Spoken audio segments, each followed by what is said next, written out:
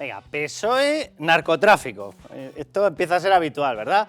PSOE coca, PSOE locales donde se vende droga, PSOE en relaciones haciendo favores a determinada gente, un narco libanés, una cosica así, muy habitual, será para ellos, porque para el resto... Venga, vamos con lo que está ocurriendo con Gustavo Matos. Vamos a explicarles cuál es la historia, porque...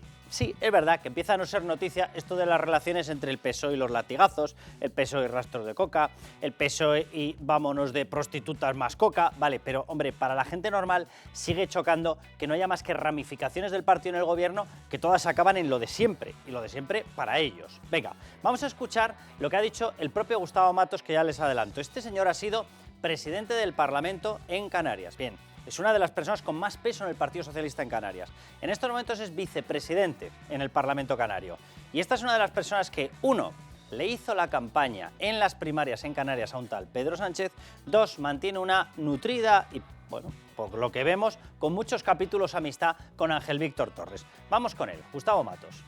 Insisto, no tengo ninguna relación, ni nada que ver, y este encuentro no tiene nada que ver con eso.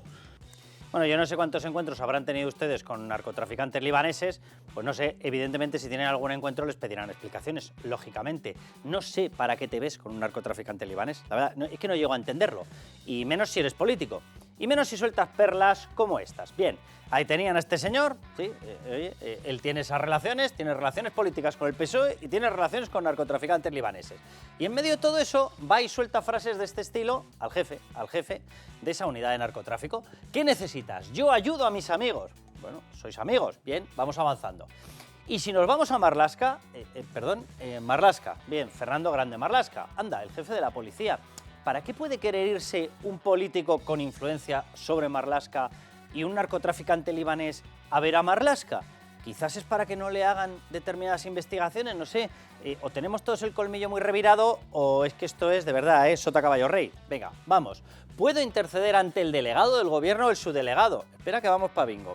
Amigos, tienes amistad con Marlaska, pero es que además tienes capacidad de interceder, es decir, de manipular, en el delegado del gobierno, es decir, el enviado directo de Pedro Sánchez, o en el subdelegado, por si era poco uno, con el segundo también. Qué curioso, ¿no?, las relaciones del PSOE. Venga, vamos con otra frase. Puedo mediar con 2 o 3 ministros, pero bueno, vamos a ver. ¿Puedo mediar para qué? ¿Qué necesitaban? ¿3 para con el narcotraficante jugar un mus? O sea, nos están tomando por imbéciles. O sea, este señor, ¿por qué tenía este tipo de conversaciones con un narcotraficante libanés? Por cierto, para que vayan ustedes ya resolviendo este no enigma, ya les diré que todo esto viene de una investigación policial.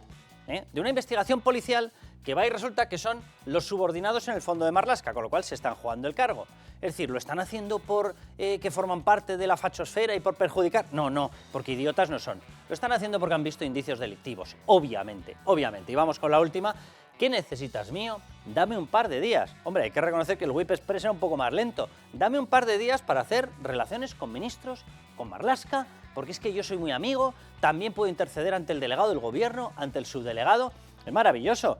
Repito, y ahora les doy todos los datos. Esta persona no es una persona ajena a los núcleos actuales de poder del PSOE, hasta el punto de que, bien, es el hombre de confianza de Ángel Víctor Torres, es el alfil canario, ha sido el alfil canario de Pedro Sánchez en las primarias y ha sido efectivamente presidente del Parlamento, en estos momentos es expresidente canario, porque lo impuso el Partido Socialista. Juzguen ustedes. Según él no hay nada. Hombre, según el sentido común, por amor de Dios, que nos dure la policía y que nos dure la UCO.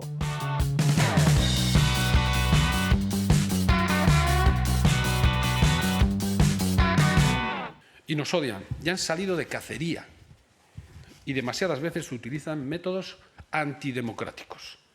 Pero nosotros vamos a seguir con más ganas defendiendo a Pedro Sánchez, defendiendo a este gobierno y defendiendo hasta el último socialista de la última Casa del Pueblo.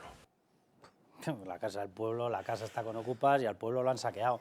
Este señor, que lo ven ahí, vamos a hablar de Santos Cerdán, pero este señor que sabe de las andanzas de Santos Cerdán, pues porque él ha estado muy implantado, obviamente, en el País Vasco, y Santos Cerdán es de estos navarros que estaría encantado de ser vasco. Una cosa, una maldición que tenemos en Navarra, que quien que les diga. En el pasado, cuando yo llegué a Navarra, les llamábamos robasetas. Bueno, pues ahora va y resulta que hay algunos que reivindican que lleguen los robasetas, yo qué quiere que le diga. Bien, este señor Patxi López se presentó a las primarias contra Pedro Sánchez, porque no se podía permitir que hubiera pactos con separatistas. Este ejemplo de peloteo peloterío máximo. Bien, bueno, vamos a decirles y vamos a contarles todas las pruebas que hay en estos momentos ya contra Santos Cerdán. Porque la gente está diciendo el informe de la UCO, que es verdad que todavía no ha llegado. No, de eso también les vamos a dar todas las explicaciones de todo lo que ya se sabe. Pero es que antes del informe de la UCO, en investigaciones paralelas, se ha ido encontrando permanentemente con el nombre de Santos Cerdán. ¿Por qué? Porque cada vez que Aldama se refería a obras amañadas salía ¡ping! Santos Cerdán. ¡Pin! Santos Cerdán. Una obra en el País Vasco, ¡pin! Santos Cerdán. Una obra en Navarra, ¡pin! Santos Cerdán. Un contrato de mascarillas, anda, Santos Cerdán. De hecho, les vamos a explicar una cosa que es muy llamativa. María Jesús Montero, bien, perejil de todas las salsas, ¿verdad? Vale. María Jesús Montero tenía una persona de confianza que la puso, de hecho, como presidente de la SEPI. ¿La SEPI qué es? El organismo que ha repartido dinero, como si aquí no hubiera un mañana, entre los suyos, ¿vale? Bien. Este señor, que era presidente de la SEPI, tuvo que ser retirado porque lo imputaron por otro escándalo. Así es el PSOE, es la vida del PSOE, el partido que venía a quitar la corrupción. Bien, ese señor se llama Vicente Fernández Guerrero, tiene una petición, está imputado y está procesado en estos momentos, está habiendo juicio ahora. Se llama caso Andalcóllar y está en la Audiencia Provincial de Sevilla. Tiene una petición de 19 añicos de nada de prisión. Vale, muy bien. Este señor Vicente Fernández Guerrero está allí imputado porque dio y maniobró para que una concesión de la mina de Andalcóllar, por una valoración de 18.000 millones de euros en explotación de negocio, fuera a una empresa pequeñita, recién creada, con 3.000 euros. En vez de para una empresa que se llama Emérita, canadiense, que venía avalada por Forbes and Manhattan, una cosa de nada, y que tenía una inversión ya de 3.000 millones de dólares en proyectos mineros. Bien, este se lo dio teniendo relación con los responsables finales de quien estaba detrás de Minorbis. ¿Vale? Esta es la historia. Pues ¿saben cuándo lo quitaron de la SEPI, dónde fue enchufado este señor? Para que no perdiera sueldo, para que tuviera cobertura, para que pudiera pagar los gastos judiciales. ¿Saben a dónde? Servinavar 2000. ¿Saben lo que es Servinavar 2000? Anda, una de las empresas que está investigando la UCO por estar relacionada con Santos Cerdán. Qué cosa, ¿verdad? Cualquiera diría que es la banda del Peyot. Bueno, Miguel Ángel Pérez, bienvenido. ¿Qué tal, Carlos? Sandra León, ¿qué tal? ¿Qué tal? ¿Cómo estamos? Vamos a seguir descubriendo capítulos de la banda del Peyot. O sea, todos Todo unidos por lo mismo. O sea, podrían estar unidos por hacer algo por España, podrían estar unidos, no sé, por atraer empresas. ¿Qué cosas tienes? Todo por lo mismo. Caso Andalcóllar, caso Tito Berni, caso Begoña Gómez, es surrealista. Os pido una primera valoración, Miguel Ángel, que está siguiendo más el día a día de este informe. Fuimos, yo creo que los primeros en hablar de que iba a haber un informe de la UCO. Hablamos de distintas cosas con las que se estaba topando la UCO, que no quiere decir que tuvieran que estar en el informe, porque la UCO es hiper respetuosa. Señor Pachi López, los no respetuosos con la legalidad son ustedes. La UCO es hiper respetuosa con la legalidad y no puede llegar a una investigación patrimonial antes de justificar la necesidad de una investigación. Esa justificación de la necesidad de investigación es el informe que vamos a recibir ahora. Corrígeme si no es así, Miguel Ángel, pero ahí lo que sí que se está hablando es de determinadas conversaciones que lo ligarían a obras presuntamente amañadas, ¿verdad? Efectivamente, Carlos, podemos decir que está ya en la recta final el informe, de hecho está casi cerrado. Lo que ha sucedido es que, como se ha puesto tanto en el foco a la UCO y se va a mirar con lupa cada frase de ese informe, pues digamos que se están haciendo pues modificaciones de última hora, añadiendo cosas, quitando cosas, redactando de otra forma partes del informe, pero es inminente, pues podría ser esta semana que entra ya de forma definitiva cuando se presente el informe, y obviamente eso va a ser el pretexto o digamos la razón por la cual ya el Tribunal Supremo, el magistrado Leopoldo Puente, que es el que investiga la parte de la trama Koldo que afecta a los aforados, ya con ese informe encima de la mesa, el siguiente paso obviamente sería iniciar los trámites para imputar al secretario de Organización del Partido Socialista, Santos Cerdán.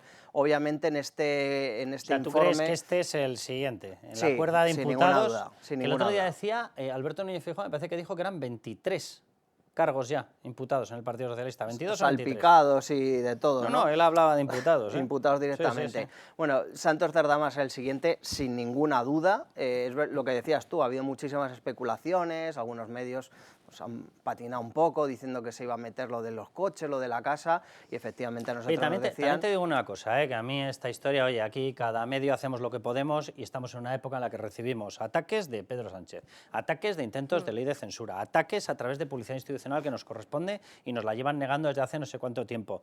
A mí, oye, que un periodista va un poco más allá, mire, lo siento mucho, se llama juego democrático. O sea, anda que no ha habido periódicos y medios de izquierdas, estoy pensando en Paco Camps, que han dicho majaderías supinas y nadie les ha puesto nunca jamás la lupa. Es que es surrealista, ¿eh? Bueno, pero es que ahí la superioridad moral de la izquierda, ya sabes que eso siempre No, va a estar ya, ahí presente, sí. con lo cual, pero bueno, yo por cerrar este comentario inicial, más allá de lo que salga, que sean unas cosas u otras, unas obras u otras de las que luego probablemente hablaremos, yo creo que lo más importante que ha sucedido esta semana es que Santos Cerdán se ha autoincriminado. O sea, yo creo que esa declaración del otro día en el Congreso de los Diputados, justificando, ¿no? Bueno, es que claro, es que los diputados solo faltaría que no nos interesásemos por las obras que tienen lugar en las comunidades de las que provenimos y por las que somos diputados y demás. Bueno, en primer lugar, una cosa es interesarse en el Congreso de los Diputados y otra cosa es preguntarle a un señor que se llama Koldo, que hombre, es que es el centro de una trama de corrupción, ¿no? Y hay mensajes que así lo demuestran, que han sido interceptados por la UCO. Y luego, en segundo lugar, qué casualidad que, oiga, es que usted no ha preguntado en el Congreso de los Diputados en los años claves de la trama, es que usted ha preguntado ¿cuándo? El pasado 9 de mayo, qué casualidad, que justo de repente se le enciende la bombilla y dice, voy a empezar a preguntar. Explica con detalle eso, Sandra, porque él, claro, en rueda de prensa, para intentar desmentir, bueno, mira, vamos a ver, lo pido así tal cual, oye, son cosas del directo, venga. Ponedme, por favor, el número 16, que es la declaración en la cual Santos Cerdán dice, a mí me están persiguiendo, porque es que soy del PSOE, es todo mentira, claro. Y se inventa una pedazo de majadería, perdón por la expresión, que dice, todos los diputados nos dedicamos a buscar y a mirar gravísimo. Permanentemente las obras. Vamos a verlo si te parece y dar la explicación. Venga. Soy el número 3 del Partido Socialista Obrero Español, lo he dicho. Yo creo que hay un objetivo claro por parte de muchos estamentos de este país de intentar que caiga este gobierno. Ahí es donde da, después, no sé si en esta declaración o en otra, pero vamos, en una el similar... Congreso él comparece ante los periodistas Da la porque explicación se de ve la acorralado ya con todo lo que está sacando la prensa, ve que además el informe de la UCO va a ser inminente y entonces él se ve obligado a dar una explicación. Y entonces él dice, bueno, oiga, se está hablando de que yo me he interesado por determinadas adjudicaciones, pero lo que decía antes, ¿no? Es algo normal, los 350 diputados que estamos aquí en el Congreso venimos de una demarcación concreta y lo lógico, y por algo nos eligen, es para que nos preocupamos por las cosas que pasan en nuestra comunidad. Por tanto, yo en el marco y en este contexto, yo me intereso por adjudicaciones de mi tierra. Claro, esto, bueno, te lo puedo comprar, pero lo que yo digo, uno, puedes preguntar en el Congreso. Bueno, pero no, yo no le compro ni eso, sí, luego espera, lo explico, pero bueno. Puedes preguntar en el Congreso, pero ¿por qué preguntas a un señor que se llama Koldo? Y luego, punto número 2, ¿vale? Vamos a ver cuántas veces ha preguntado usted en el Congreso. Anda, qué casualidad, que es que no ha preguntado en todos estos años, ni en los años de mayor movimiento de la trama. Es que cuando ha empezado a preguntar es el pasado 9 de mayo. Vamos, ojo a la fecha. Cuando ya se estaba hablando del informe de la UCO. Ojo a la fecha porque es importante. Primero, ya es cuando se sabía que se iba a publicar el informe de la UCO, cuando ya muchos medios de comunicación estábamos dando muchos detalles. Y además es un día después de una reunión que todos los periodistas que cubren el Congreso sitúan en esa fecha. El 8 de mayo, un día antes, les extraña que se reúnen allí en la Cámara Baja Pedro Sánchez, María Jesús Montero y Santos Cerdán. No, María Jesús Montero no puede ser. No puede ser. No puede ser. La de Vicente Fernández Guerrero te lo enchufa en una empresa Eso de Santos es. Cerdán. No puede ser, no puede ser. Se reúnen los tres, salen de allí y Santos Cerdán, según cuentan todos los cronistas parlamentarios, sale con una cara totalmente descolocada y no quiere hacer declaraciones a la prensa. Claro, en aquel momento ellos no hilan. Pero claro, cuando al día siguiente hemos descubierto que es cuando empieza a preguntar por esas adjudicaciones en el Congreso, lo que tenemos es que claramente se estaban fabricando una coartada para lo que venía, que es lo que ha sucedido ahora. Vamos, que Y por Pedro eso digo, Sánchez, María Jesús Montero y Santos Cerdán lo engancharon y le dijeron, a ver, majo, que te han pillado con el carrito de los helados. Entonces, mira, vas a decir lo Eso siguiente. es. Y él, me lo veo, porque además, Que sí. como nos conocemos, me lo veo. No, que yo no salgo, que yo no salgo. Que yo no salgo, que yo es que hablo muy mal en público. No, que tú sales, y vas a decir esto, y vas a decir lo de las obras. Pues yo no he preguntado nunca. Dice, no, pues haz una pregunta. Corre, claro. haz una pregunta, ahora mismo. Ya te está faltando tiempo. Además, o sea, son tan toscos, de verdad. la hace en conjunto con otra diputada socialista de Navarra. Yo entiendo para que alguien escribiera, ¿no? Vale. Joder, Por ahí, si es por ahí que, de va. verdad, Bueno, Dios bendito. Y Bueno, acuérdate, Carlos, cómo de nervioso estaba cuando declaró Aldama por primera vez en la Audiencia Nacional y le preguntaron en los pasillos del Congreso. O sea, a mí ese vídeo de Santos Cerdán, o sea, le estaban cayendo gotas, le temblaba Pero la literal. voz. venga, vamos a ver las gloriosas explicaciones de Santos Cerdán. Vamos para allá. Estamos hablando de un delincuente, confeso, el señor Aldama. Y ya le he dicho, la credibilidad que me da Aldama es la misma que me da Feijóo. Las mentiras, afortunadamente, suelen tener las patas muy cortas, aunque en el camino suframos mucho por acusaciones de este tipo, ¿no? De personas honradas donde nos quieran meter en este fango en el que no estamos. No sabía yo que, dice, la credibilidad que le damos a Aldama es la misma que a Feijóo. A Feijóo le han invitado varias veces a la sede de Ferraz a negociar lo que hacían en política exterior, por ejemplo, con Venezuela. Feijóo ha acompañado en el viaje de San Petersburgo a Begoña Gómez. Feijóo ha tenido reuniones con Teresa Rivera y con Begoña Gómez para hacer negocios para la mujer del presidente. Joder, para darle la misma credibilidad, en breve sabemos que han fichado a Feijóo. Hombre, pero además... no pueden inventarse una pirula un poco más seria que esto. Pero además y otra cosa, o sea, yo te compro que cuando alguien está en la situación que está Aldama, pues hay que coger con pinzas todo lo que dice. Pero es que da la casualidad de que lo que dijo Aldama, si no me equivoco que fue el 16 de diciembre, en un tribunal, es precisamente lo que se está empezando a corroborar ahora. Está cogiendo toda la credibilidad. Con lo cual, ojo, porque es que tus propias declaraciones se caen por su propio peso. Vamos a ver más de Santos Cerdán y les mostramos la información. Por cierto, el plasma de ayer a hoy ya se nos ha quedado pequeño, pero bueno, se lo explicamos, ya se lo hemos contado porque es Servinavar 2000, que habrá que incluirla y habrá que ampliar ese gráfico, pero les mostramos. Y la credibilidad la asignan ustedes, que no se la asigne Santos Cerdán. Rotundamente es falso, no tiene ninguna relación con el presidente del gobierno este señor, conmigo personalmente no ha estado nunca, yo ni lo conozco, nunca podrá decir que estuvo conmigo, por lo tanto, las pruebas que él dice o lo que él dice es absolutamente falso. Dice que fue Sánchez el que le quería conocer para agradecerle su trabajo. Insisto, el presidente del gobierno no tiene ni ha tenido ninguna relación con este señor, También ninguna. También ha hablado de comisiones de dinero que entraba al ministerio. No tiene ninguna credibilidad este señor. Está intentando salvarse él, está en prisión preventiva y ha ido ahí a soltar una serie de mentiras que evidentemente tendrá que responder tendrá que responder ante las acciones judiciales. Yo lo hacía portavoz del PSOE, pero ya, menudas jornadas íbamos a tener. Bien, vamos a explicar la realidad de todo esto, porque después de verle, pues me imagino que ustedes estarán diciendo, hombre, para falta de credibilidad, la de Santos Cerdán. Entonces, vamos a escuchar otra versión. Pues vamos a darles, no una versión, sino lo que está diciendo investigando la UCO, ¿vale? Esto es lo que está investigando. Fruto de eso acaba saliendo un informe, acaba saliendo otro. Repito, la UCO es hiperrespetuosa con los tiempos, con los plazos y con las formalidades procesales. Y evidentemente no va a ir más allá de lo que tiene que ir, ¿vale? Pero va pasito a pasito y enhorabuena por el trabajazo que se están pegando los pobrecicos 60 que están en todos los casos de corrupción de España. 200 tiene toda la dotación, 60 para todos los casos de corrupción. Se le tenía que caer la cara de vergüenza a Fernando Grande Marlaska. Venga, vamos para allá. El manuscrito y las obras del cupo vasco. Primer capítulo de esta obra en 2 actos. Muy bien. ¿Qué es la obra vasca? La obra vasca, cuando empieza a investigar la UCO, todo lo que está pasando con la trama, se da de bruces con plaf, un manuscrito que le entrega Víctor de Aldama. Este es el manuscrito famoso que habrán escuchado ustedes, que Koldo García de Izaguirre, el Aizkolari, este hombre que tenía brazos como maromas, era capaz de moverte todo, montañas, hachas, de todo, de pronto no podía firmar, porque le habían operado de un brazo y el brazo se había vuelto loco. Entonces con el brazo ya no podía firmar y la firma no se iba a reconocer. Yo lo hago en plan de chanza. Es que él expuso esto delante de un tribunal. Le dijo al juez que no iba a ser posible reconocer su letra, que vaya porquería de letra, por cierto, que no iba a ser posible reconocerla porque le habían operado el brazo. Y entonces el brazo se le había vuelto poco menos que loco y ya no sabía lo que escribía. Esto es surrealista, pero es el universo socialista. ¿Yo qué quieren que les diga? Bien, evidentemente fue un perito y certificó que esto era de Koldo. 1 por la mala letra, 2 porque era suyo. Vale, muy bien. ¿Qué decía el manuscrito? El manuscrito tenía una serie de obras. Vale, esta serie de obras empiezan a coincidir con algunas. Unas de Levantina, otras de empresas vascas.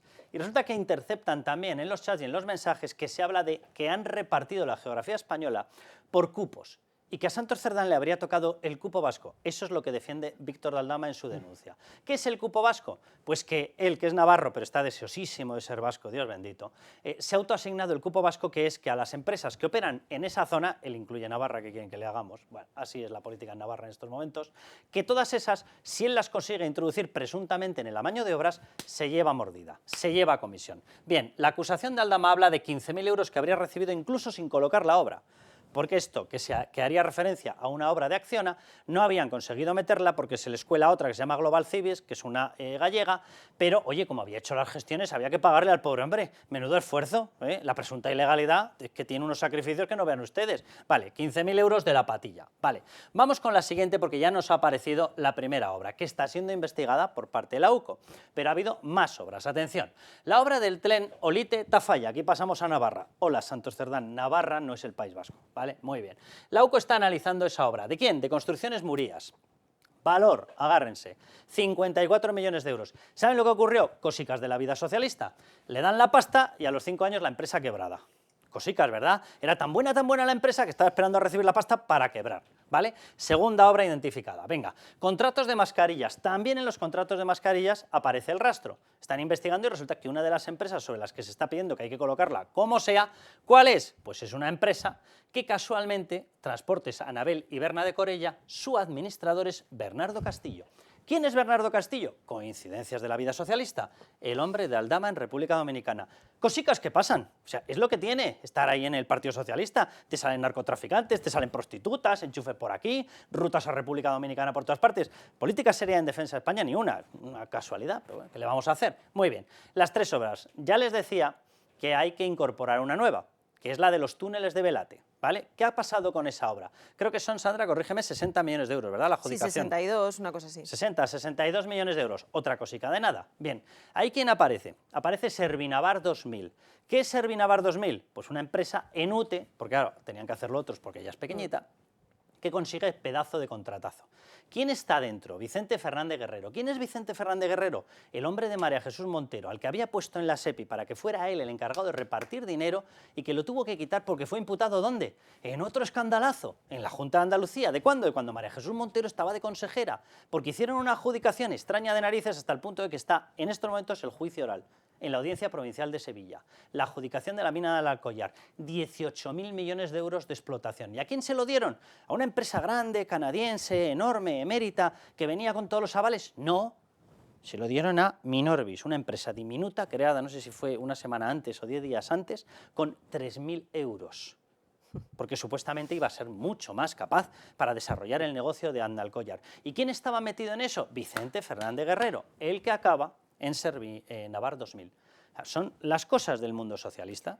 Lo del túnel de Belate se le da a una UTE que está formado por Acciona, por Servinavar y por Fermín Osés, si no me equivoco, y esto tiene de guasa, porque estamos hablando de que Santos Cerdán habría tenido su implicación en esta adjudicación, pero es que esta adjudicación ya está en el punto de mira, más allá de porque esté Santos Cerdán o no, porque se han detectado numerosas irregularidades. 3 de los 8 miembros de la mesa de contratación emitieron un voto particular, diciendo que no estaban de acuerdo con lo que había sucedido en la adjudicación. El interventor dijo claramente que ahí había habido muchas cosas raras. Para empezar, que la puntuación obtenida no estaba debidamente justificada, para seguir que el sistema de votación no garantizaba la imparcialidad y para terminar, pues que había otra serie de cuestiones que no encajaban, que no terminaban de encajar ahí.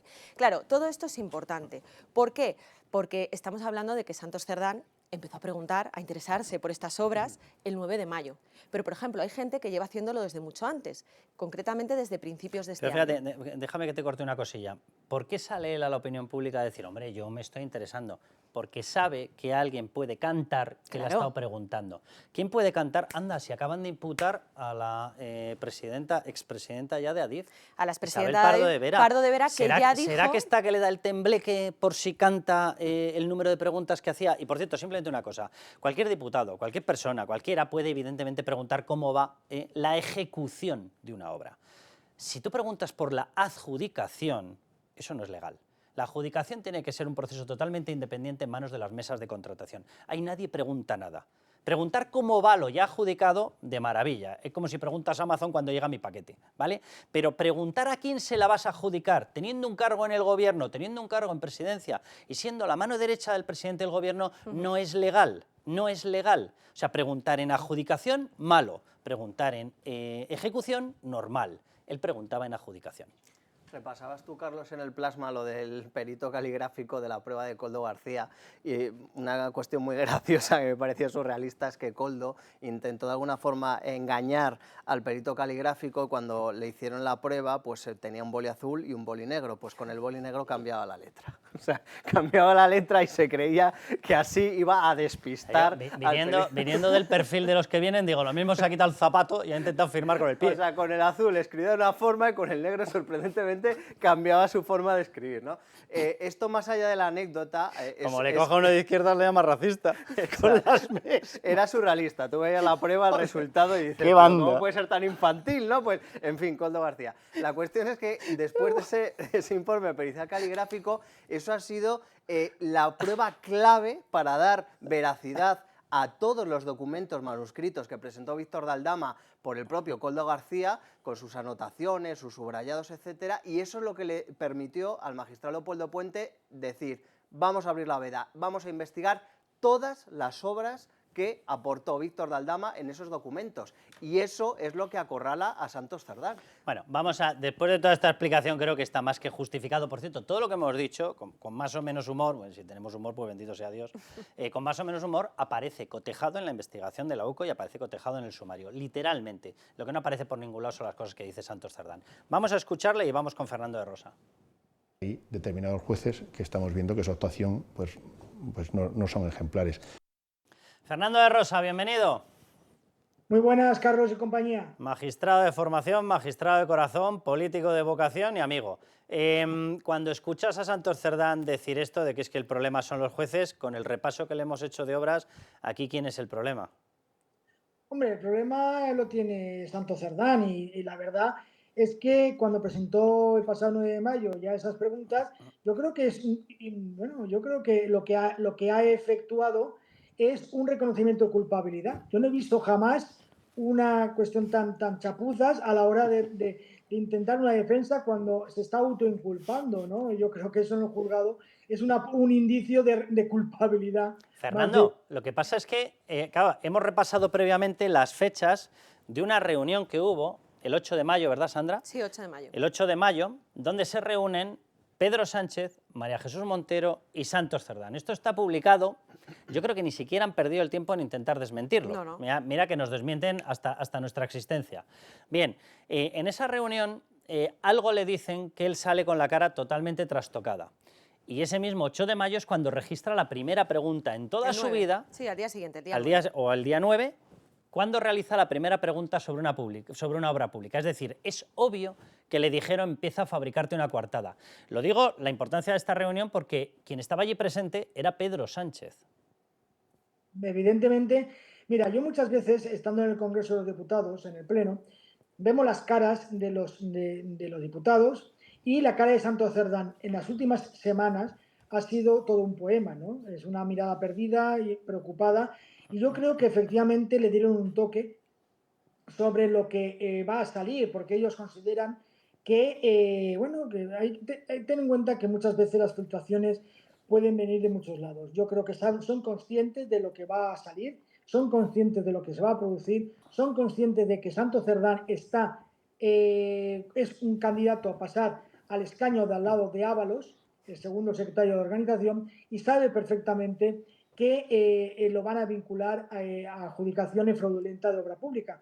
Y eso es lo que él ha intentado, con esa pregunta chapuza, intentar desmontar, lo cual yo creo que más bien es un indicio de nerviosismo que un indicio vamos, yo creo que está muy nervioso y esa pregunta es muestra de ello. Fernando, vamos a ver, todas las cosas que hemos contado que aparecen en los informes de la UCO y que las está recabando el cuerpo de la Unidad Central Operativa de la Guardia Civil, actuando como policía judicial, evidentemente forman parte de la información que tienen los distintos magistrados, en este caso Leopoldo Puente. Yo no sé si informaciones, porque evidentemente no forman parte de la información habitual o judicializada de la causa, pero son informaciones que están saliendo en todos los periódicos. Lo digo porque, hombre, me parece un contexto interesante el darse cuenta de que este señor ha empezado a fabricarse una coartada a partir del 8 de mayo, que el 8 de mayo hay una reunión con Pedro Sánchez, lo cual llevaría lógicamente a pensar que Pedro Sánchez está al corriente de sus andanzas. Yo no sé si este tipo de informaciones les llega a los magistrados, tú que eres magistrado, ahora no estás ejerciendo, les llega, las pueden valorar. Hombre, yo lo que creo que lo que están los magistrados, lo que perciben es un ambiente, ¿no? Un ambiente que pueden internamente, psicológicamente, decirles, bueno, pues hay un indicio de veracidad de lo que se puede estar investigando, y sobre todo cuando efectivamente todos conocemos que la UCO no es la que está filtrando, el propio juzgado tampoco, porque no tiene aún el informe, y que se haga una reunión de alto nivel y que se formulen este tipo de preguntas, lo que puede determinar que aquellos que están en el ajo, permitirme la expresión, sobre estos contratos, se han puesto nerviosos y saben lo que va a salir. Fernando, te voy a dar mi tesis, que es, y lo adelanto, pura especulación. Pero viendo que el 8 de mayo alguien le llama a capítulo a Santos Cerdán y le dice empieza a fabricarte una coartada, doy por hecho que ese alguien sí conoce lo que está pasando. La pobrecilla gente de la UCO, digo pobrecilla porque les están negando hasta la equiparación salarial, la pobrecilla gente de la UCO tiene mandos, y más mandos, y más mandos, y acaban en un mando político que se llama Fernando Grande Marlaska, que si se empeña, y dudo que no lo haya hecho, pues evidentemente puede tener conocimiento de qué es lo que están haciendo. Bien, si esas mismas personas, sigo con la especulación, resulta que tenían conocimiento previsible hasta el punto de llamarle, oye, ¿no podrían ser ellos los que están filtrando datos que no son exactamente correctos, haciendo figurar como que vienen de la UCO para desacreditar a la UCO? Bueno, yo creo que en toda trama existe una tendencia a intentar embarrar. No hay que olvidar, acordaos cuando Koldo, en estas conversaciones, sabiendo que ya está siendo grabado, habló de Tellado, ¿no? Que iba a reunirse con Tellado.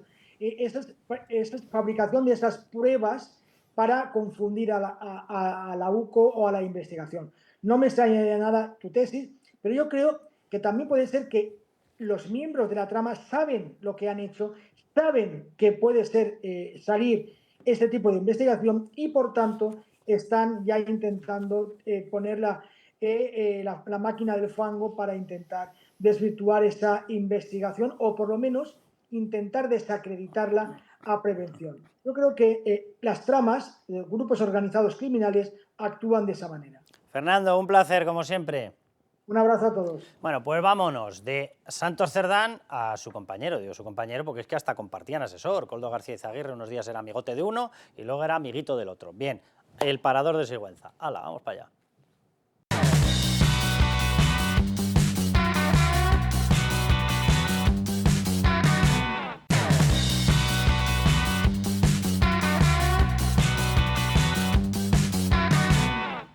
Pero la cámara arregló, ¿no? No, es que ya no me acuerdo, porque hace tanto tiempo ya no me acuerdo. El teléfono se está rompiendo del suelo Sí, también. el teléfono, El mando, la mesita. La mesita estaba La mesita estaba así, la mesita. Ahora, mira, ahora que vas hablando, me voy acordando de más. Y no sé qué más, algo tenía por ahí estancado. Sí, pero yo cuando subí a ver recoger los cristales, que los tienes en el recogedor. Que alguna vez te digo, ponte guantes que está otra mesa llena de... Hablan de Ábalos. Hablan de otro parador, ya no es el de Teruel, o mejor dicho, es además del de Teruel otro, en Sigüenza. Son las informaciones que están saliendo. Para el gobierno todo es fango, todo es bulo, todo es fake, pero aquí no deja de salir información y aparecen testigos. Por cierto, en el parador de Teruel, alguno de los que habló fue inmediatamente largado. Entonces, para ser tan falso, vaya medidas, vaya reacciones, vaya ira. Por lo visto, para eso sí que tienen prisa, para aprobar una ley ELA para los enfermos, para eso menos. Lo que están escuchando son los testimonios de los trabajadores.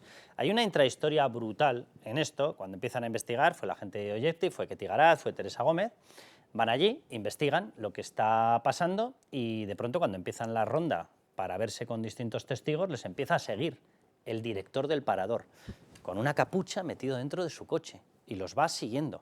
Y cuando llegan a entrevistarse con uno de los trabajadores, de hecho les boicotea una de las reuniones porque tiene allí otra persona que empieza a pegarles gritos y alaridos mientras están haciendo la entrevista, mientras el otro, un director de un parador, está metido en el coche fuera, como medio escondido, medio extraño, con un chándal con capucha. O sea, no puede ser ni más inútil ni más melón, perdón por la expresión, pero ¿qué haces con la capucha? ¿Pero te crees que no te van a identificar? Bueno, luego les fue siguiendo, o sea, unas cosas surrealistas que dicen, mire, si es cierta o no es cierta la información, nosotros estamos contando lo que está saliendo, porque es la función de los periodistas, pero la forma de desmentirlo es enviar a que siga a unas periodistas, un director de un parador por ahí con su coche, con un chándal puesto a la capucha, pero nos hemos vuelto todos locos. ¿Este señor había recibido algún consignazo de arriba de los responsables de paradores, en estos momentos Raquel Sánchez, de hay que cortar este flujo de noticias? Pues no lo sé, pero tiene toda la pinta, ¿verdad? Bueno, Raúl Vilas, hola. Sandra León, vamos a poner otro extracto, porque los trabajadores han hablado más. El nombre de la chica no te lo puedo confirmar, porque había una chica normal, pero sí estuvo. Estuvieron 209, 210 y 211. Al día siguiente, un domingo, fue cuando tuve que subir yo a reparar los daños de las habitaciones. Vamos, de la habitación. Vale, más datos, vamos más. Este cogieron la 29, 28, 210 y 211. Sí, ¿te acuerdas? Los de la artritis, sí. Yo me acuerdo que entré contigo, que me llamó Pijos, estaba la copa bien pegada por la pared. Bueno, Raúl, Sandra, esto es un suma y sigue, aquí hay prostitutas enchufadas por todos los lados, hay chicas que no son prostitutas, pero por lo visto también le debían gustar y también las enchufaba en cargos públicos, todo ello con una diligencia brutal, mensajes de a la de Gijón me la puedes colocar en Renfe, Adif o alguna subcontrata, lo que viene siendo un procedimiento normal, ¿verdad?, de contratación para una plaza pública, según ellos sí, paradores por todos los lados, fiestas por todas partes, que se habían arrancado el teléfono, que si no sabían para qué habían usado el cable del teléfono, no sé, yo de verdad que ya es que no pienso ni entrar en los gustos particulares, pero esto es un cachondeo como la copa de un pino, Raúl. O sea, o dan explicaciones más serias, las explicaciones que hemos escuchado sobre el otro parador, el parador de Teruel, de Pilar Alegría, o del responsable de paradores. El responsable de paradores diciendo que no sabía en qué habitación estaba Pilar Alegría. ¿No lo sabe? Pues coja el libro y lo mira. Habitaciones, ya está. O sea, tan simple como eso. Pero es que no, ¿qué explicaciones van a dar? Si es que ya está todo clarísimo. Ya. Y además estamos constatando que no fue una cosa aislada. O sea, ya sabemos al menos de 2 paradores. Seguramente ha habido más fiestas. O sea, porque cuando se comportan así, con esa sensación de impunidad, es porque están acostumbrados a hacerlo. Y también por los detalles que cuentan, vemos que no eran precisamente discretos. Quiere decir que no se preocupaban de que nadie se enterase de que se llevaban prostitutas y montaban esos fiestones, lo cual también hace sospechar que es eso de que Pilar Alegría no se había enterado porque dormía en otra habitación, es poco creíble, porque dadas las características de las fiestas, yo creo que cualquiera que esté alojado en uno de esos paradores se tiene que enterar. Con lo cual, ¿qué explicaciones van a dar? Pero si aquí no se da explicaciones ni siquiera de que se procese al hermano del presidente del gobierno. Bueno, sí. Es que, Sí. Ni se dan explicaciones, lo que se dan son amparos, porque se le mete por la puerta de atrás nadie para que sea forado. nadie Eso asume ya responsabilidad por nada. Por nada. Por sí. nada. Explicaciones no pueden dar, pero por lo menos asumir alguna responsabilidad. Sandra, vamos con el segundo de Venga. los elementos, porque si está el PSOE y hay corrupción, aparecen las prostitutas Y la droga. y la coca. Venga. Pero la cámara arregló, ¿no? No, es que ya no me acuerdo, porque hace tanto tiempo ya no Sí. me acuerdo. El teléfono se está bloqueando del Sí, suelo el también. teléfono, El mando, la mesita. La mesita está La mesita rota. estaba así, la mesita. Ahora, mira, ahora que vas hablando me voy acordando de más. Y no sé qué más, a botellas por ahí estancadas. Sí, pero yo cuando subí a ver recoger los cristales, que los tenías en el recogedor. Claro, que dije yo, ponte guantes que está otra mesa llena de... Toda la Llena de mesa llena de cocaína. cocaína, dicen. Creo que luego utilizaban el término latigazo. Latigazo, ¿no? sí, Que debe ser la efectivamente. raya, ¿no? Bueno, yo creo que, a ver, están dando todo tipo de detalles y a mí sí me gustaría decir una cosa. Es verdad que se trata de desacreditar las informaciones que se están publicando, se trata de desacreditar también a los trabajadores. Ojo, porque en este caso del parador de Sigüenza, los testimonios que han recabado no son de una persona o de 2. Estamos hablando de 2 ¿no? Creo que había. camareros, 2 limpiadoras, un técnico de mantenimiento y un recepcionista. Es decir, que es que ya son 6 personas las que corroboran los hechos y además es una información que en este caso Ketty Garat había ya deslizado hace mucho tiempo y que no ha publicado de forma completa hasta que no ha podido tener los testimonios de todos los No, pues trabajadores. si yo de verdad que sobre todo lo decía Raúl, vamos a ver, cuando empiezas con una, otra, Claro, prostitutas es que esto enchufadas, ya es... pero ¿de qué nos quieren Sin convencer? Por disimulo amor de Dios. ninguno. O sea, y luego, los periodistas hacemos la función que hacemos. La estamos haciendo de norma general o por regla general de maravilla. Porque tenemos en contra, ya lo hemos comentado antes en el bloque anterior, tenemos en contra a todo el mundo. No hay ni la más mínima colaboración. Los sistemas de transparencia están bloqueados. El organismo de transparencia no hace lo que tiene que hacer. Porque una vez que delatas determinada cuestión y él te lo certifica, tendría que actuar contra quien está ocultando la información. No ha iniciado ningún procedimiento contra el gobierno por ocultación de la información. Y cuando llegas al punto clave están ocultando absolutamente todo. El gobierno se dedica en las sesiones de control a decir auténticas majaderías, no hace más que insultar a periodistas, a jueces, todo el mundo es fachosfera, no responde absolutamente a nada. Los sistemas institucionales de control están saltando por los aires. ¿Y vamos a tener que callarnos la prensa? Pues no. Ni de coña, No. o sea, ni de coña. Es que me da lo mismo. Que alguno se ha ido medio milímetro más para allá, Pero es que además... es nuestra función, no la podemos hacer mejor y el sistema democrático regula que la tenemos que seguir haciendo así. Pero es Así que de además simple. que es que estamos hablando de fiestas que tienen un claro paralelismo, de formas de proceder y de actuar que se repiten de manera sistemática, con lo cual yo creo que eso es precisamente lo que avala lo que pudo suceder ahí. Y además es que esto, diga lo que se diga, es que era un secreto a voces en el Partido Socialista. Hombre, claro. Entonces, claro, que ahora vengan a decirnos que esto es falso, que esto no sé qué, que vamos a intentar... Y luego, bueno, el capítulo que has contado del director del Parador con la capucha y demás, bueno, yo creo que eso ya pues es como lo de Santos Cerdán, ¿no? Me lo contó el otro día Teresa Gómez y yo no daba daba crédito. Pero esto confirma que es que lo sabía todo el mundo. Todo el mundo. Vamos a ver, es que Totalmente. son las leyes de la física. Cualquiera que haya vivido en un bloque de viviendas, por muy grande que sea, sabe que con que haya una pequeña fiesta en un piso, Te enteras se de entera todo. todo el bloque y prácticamente toda la manzana. En un parador, montando una de esas, lo sabía. Y además no son paradores y una vez grandes, que ¿eh? pasa, No, son pequeños. no le va a llegar a Pedro Sánchez que un ministro suyo se lleva pilingues y destroza una habitación en un parador. ¿No se va a enterar Pedro Sánchez? Claro que lo sabían, hombre, A ver por si me favor. encontráis el verbo, ¿vale?, que coincide en las dos declaraciones que vamos a ver. Primero Óscar López, luego Pilar Alegría. Vamos con Óscar López. La verdad es que como presidente de Paradores jamás tuve conocimiento de ningún acontecimiento de ese tipo, ni en ese parador ni en otros que se han mencionado. Esa es la verdad. Es más, ni un cotilleo, oiga, ni un rumor. No dice que no existiera. Tuve conocimiento, no Dice tuve no conocimiento. tuve conocimiento. Qué desfachatez. ¿Vale? Adiós. Venga, vamos con Pilar Alegría. No sé si utiliza el tuve o el constar, pero vamos. Jamás he tenido constancia de que allí se produjese lo que yo he podido leer y escuchar de distintos políticos y en distintos medios de comunicación sobre una fiesta, incluso con prostitutas, drogas y un largo etcétera. Jamás. Jamás tuve, termino simplemente, jamás tuve conocimiento de una existencia de esa fiesta. Ninguno tuvo conocimiento, pero uno de ellos era el responsable de Paradores y consta que hizo una llamada en el Parador de Teruel al día siguiente Que es que eso te para iba a preguntar recordar. qué había ocurrido, que por lo visto debe llamar a todos los paradores todos los sí. días. Oye, qué vida más ajetreada, ¿eh? Parador de no sé cuánto, tal ha dígame. ido? Habitación 101, ¿ha ocurrido algo? No, 102 tampoco, 103 tampoco. No me extraña que luego sean tan inútiles a la hora de gestionar, claro, están todo el día llamando, preguntando por todas las habitaciones. Eso, el uno. Y la otra estaba alojada en el Parador de Teruel. de Teruel. Tampoco se enteró de nada. O sea, llega una furgoneta con 6 pilinguis, como dicen ellos, y no se entera de que ha llegado el circo Ringling. Es que es surrealista el tema. Aunque no sea por una cuestión de civismo, pero solo por el valor del cotilleo, es que es inverosímil por Dios. que no lo comenten los tanto el director como los trabajadores, y eso se corre la voz. Y lo sabían todos, lo sabían todos. Porque Y lo han ¿por qué? tapado. El partido que iba a abolir la prostitución se ha dedicado a tapar las fiestas de su número 2 y superministro en aquel momento con prostitutas. Es Más que detalles. son En el así. Parador de Teruel, que lo hemos publicado en Libertad Digital, todos los representantes del gobierno central, y dirá alguno, bueno, Javier Lambán, no, es que Javier Lambán con Pilar Alegría no los juntas ni en un ascensor, se llevan a matar, ¿vale? Javier Lambán fue por su cuenta, con 7 personas que estaba él del gobierno. Pero los responsables del gobierno o de empresas ligadas al gobierno, es decir, Isabel Pardo de Vera, presidenta de Adif, Pilar Alegría y Koldo García Izaguirre se fueron a cenar por su cuenta y dejaron solo a José Luis Ábalos. O les había dicho a todos estoy agotado, agotadísimo de la muerte divina y es que no puedo con las tabas, o les había dicho a todos dejadme en paz que tengo plan. Hombre. Hay dos opciones. Hay dos opciones, o sea, es que es muy básico, o sea, todos se fueron a cenar sin contar con el ministro. O sea, ¿alguien haría eso? ¿Pero en qué cabeza cabe con lo que son los partidos políticos de, el jefe, tenemos a un ministro, es la mano derecha de Pedro Sánchez, y no le invitaron a cenar?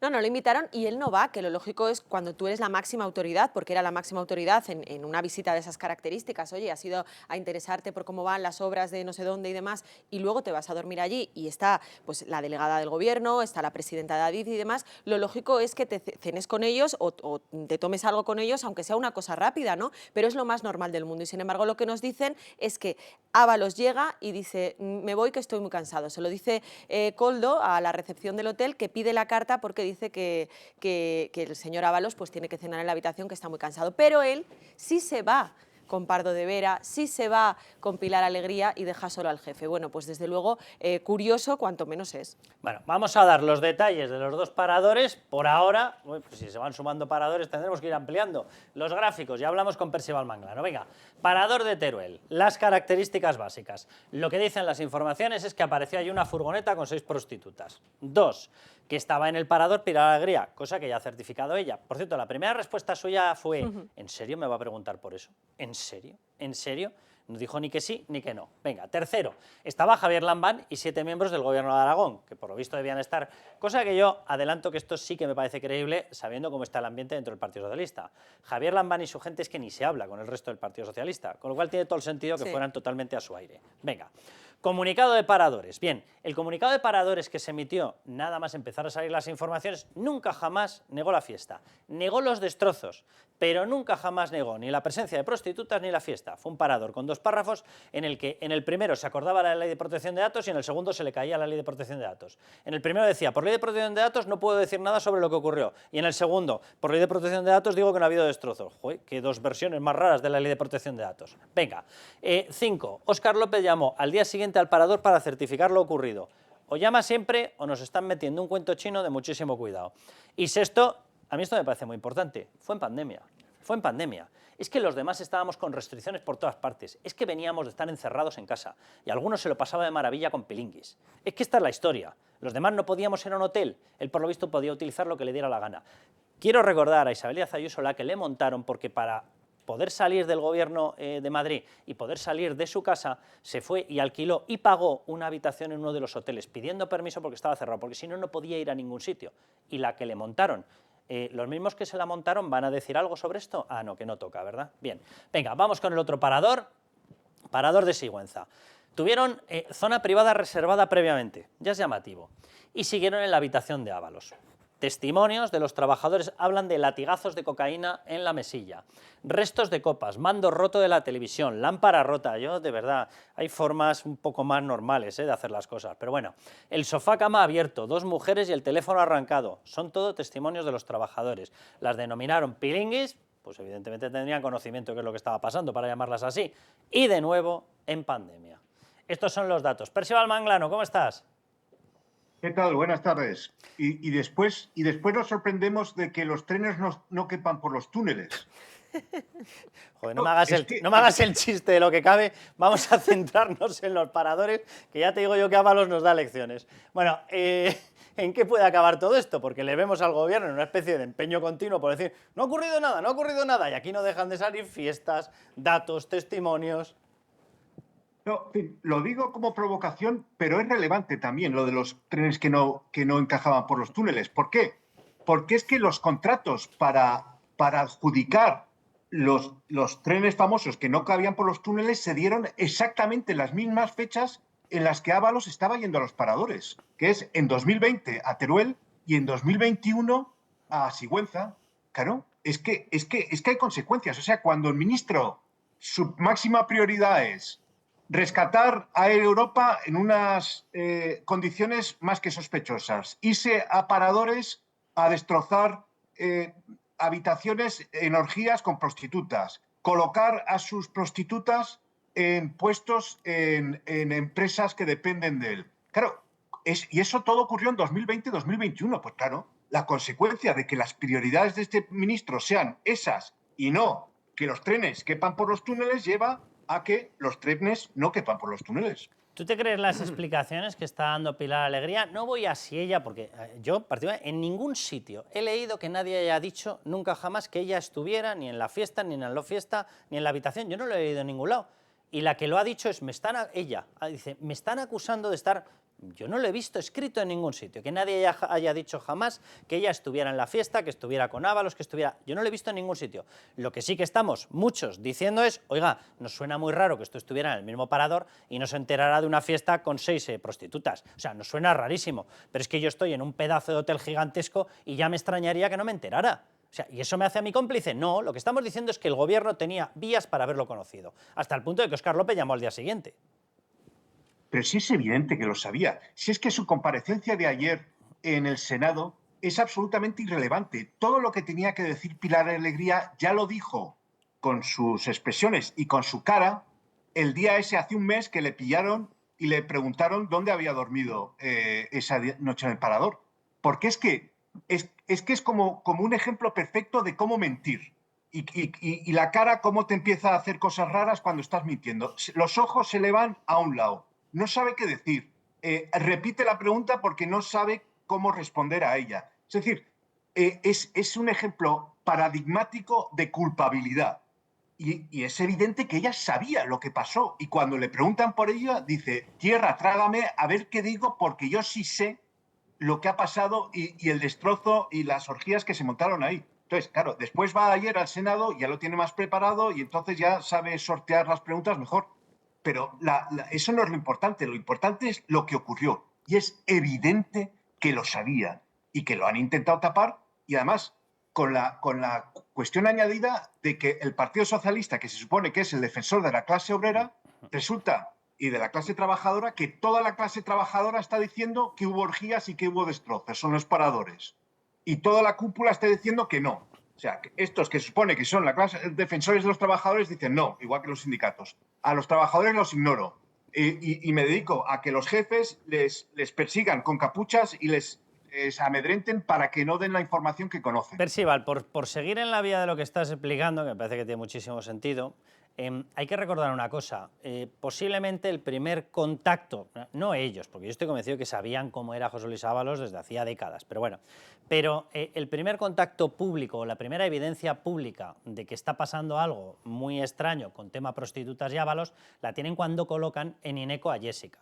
Jessica venía de un catálogo de prostitución y de hecho se ha seguido dedicando posteriormente como madame de prostitución de prostitutas. Cuando le piden el currículum, lo que envían es una foto en lencería. Es que, vamos a ver, o sea, son cosas que dice, o sea, perdón, en una empresa pública, que además el contrato lo estaba gestionando directamente porque así se lo pidió Koldo y se lo pidió Ábalos. De hecho, dijeron, es que si no me corta las pelotas José, o una frase que creo que tiene pocos matices, si no la enchufamos me corta las pelotas José. O sea, no sé dónde está el doblez. Bien, lo estaba gestionando directamente Isabel Pardo de Vera, la presidenta.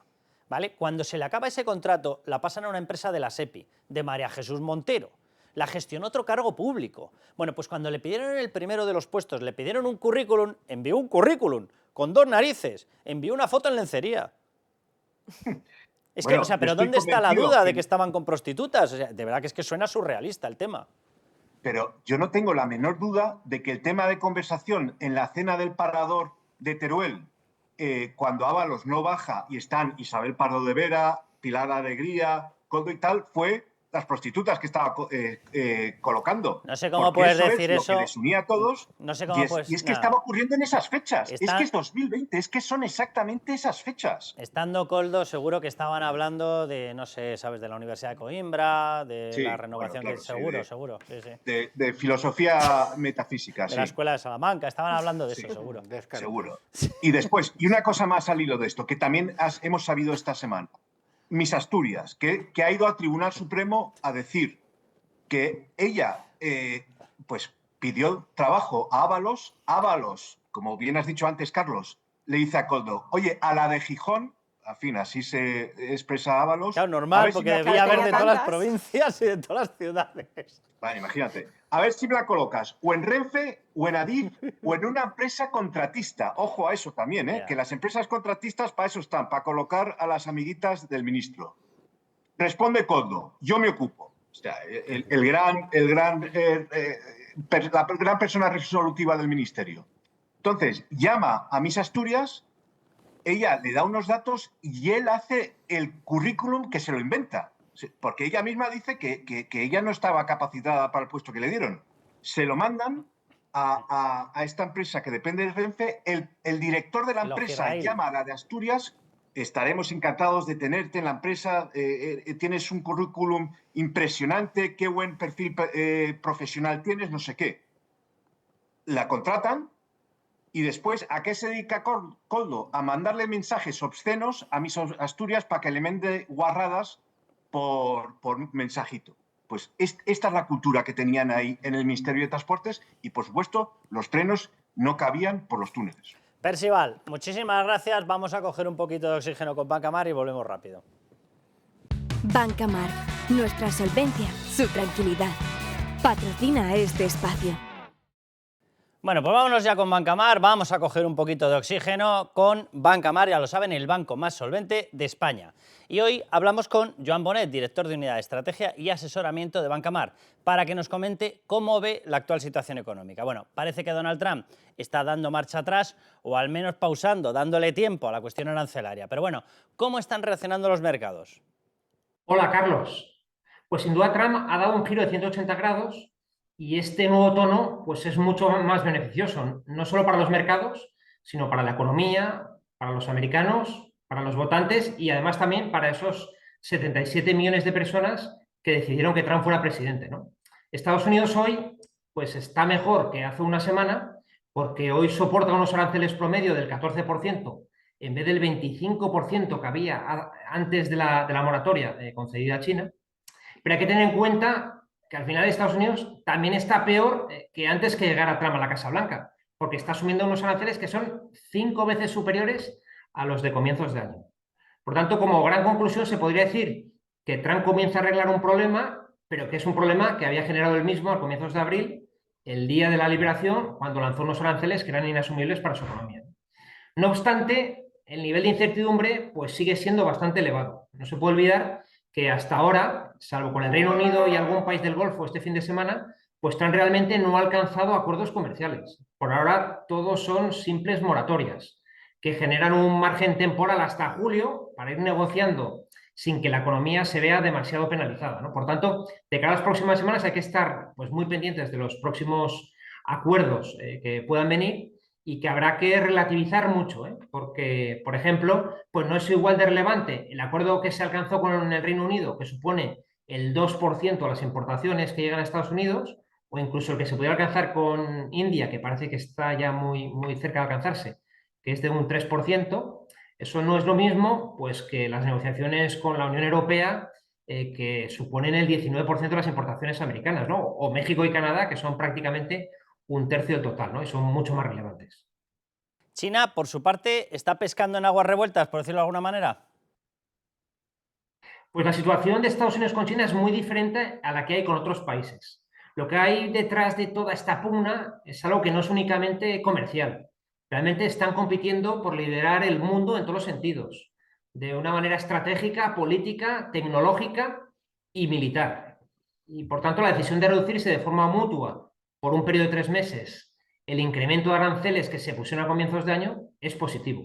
Ahora pues tienen tiempo para negociar hasta el 11 de agosto y sin hacerse demasiado daño. Por ejemplo, Estados Unidos, en vez de aplicar una tasa del 145% a los productos que China le vende, pues ahora va a cargar un 30%. Desde nuestro punto de vista, lo ideal sería a partir de ahora comenzar a transitar en las negociaciones a un escenario en el que en vez de hablar de tarifas que se aplicaran en función del país de fabricación de los bienes, pues se pasara a una política que se centrara en sectores concretos en los que Estados Unidos incluso al final podría salir favorecido. Un claro ejemplo de todo esto pues son los teléfonos móviles o los videojuegos, donde China supone más del 80% de las importaciones de Estados Unidos y, por tanto, pues pensamos que aplicar aranceles a diestro y siniestro y de la noche a la mañana pues no tiene sentido, porque Estados Unidos es muy dependiente, no tiene capacidad inmediata de sustitución de los bienes y podría incluso llegarle a generar problemas de desabastecimiento. Por tanto, pues iremos viendo, los acuerdos no son fáciles y lo que también hay que decir es que del primer mandato de Trump, pues lo que aprendimos es que con China, una vez los aranceles entran en vigor, raramente tienden a quitarse. Joan, en momentos de incertidumbre como los actuales, ¿hay un lugar seguro para el dinero? ¿Cuál puede ser la estrategia que recomendáis a los ahorradores que nos estén viendo en estos momentos? Bueno, pues afortunadamente los tipos de interés en Europa pues se acercan al 2% y por tanto vamos a estar muy cerca de lo que se llama el tipo de interés real. Y eso, pues para el más ahorrador y menos inversor, es relativamente positivo, ¿no? Sobre todo en comparación con tiempos que hemos visto en el pasado. En cualquier caso, nuestra visión respecto a los activos de riesgo y a la renta variable es que hay que seguir participando del riesgo. Nos parece que estamos en un entorno volátil, pero que hay oportunidades y que sobre todo no podemos entrar en el juego de operar en el día a día y sobre todo tras cada declaración de Trump que va a ser profundamente cambiante. Lo importante es al final que las rentabilidades de las bolsas y de la bolsa americana está alineada con la economía y por tanto con los incentivos de Donald Trump. Si él quiere ser un presidente exitoso, no puede permitir que la economía se derrumbe. Y esto al final es lo que tenemos que tener en cuenta en todos esos días de caídas que hemos tenido en el pasado y alguno que en menor medida pudiéramos tener en el futuro. Pues Joan, muchísimas gracias por supuesto a Bancamarc y nos volvemos a la tertulia. Bancamarc, nuestra solvencia, su tranquilidad. Ha patrocinado este espacio. Bueno, Sandra, retomemos Parador de Teruel, de Sigüenza y demás. Bueno, pues por retomar lo último que decía Percival Manglano, ¿no? Más allá de la anécdota de los trenes que no entran por los túneles, que bueno, digo anécdota, pero en el fondo es un síntoma de la caricatura en la que ha convertido esta gente España. Más lo que está pasando con el Cercanías y con todo, que es un desastre. Efectivamente. Yo creo que lo importante es entender todas estas fiestas como parte de un todo, ¿no? Y lo decía Percival, pues de enchufes por un lado, enchufes por el otro. Enchufes, por cierto, no solo se circunscriben a Ábalos, también al presidente del Gobierno, a Begoña Gómez, al hermano del presidente, en fin, que todo esto forma parte de un contexto mucho más amplio y que de verdad es una vergüenza, y si no fuera, es verdad que nos da momentos pues también graciosos, pero desde luego que es para llorar y no parar. Bueno, pues nos vamos al siguiente bloque. Atención, por si había poco con todo esto, ya empiezan las denuncias de, expresamente, mordidas en el rescate de Europa.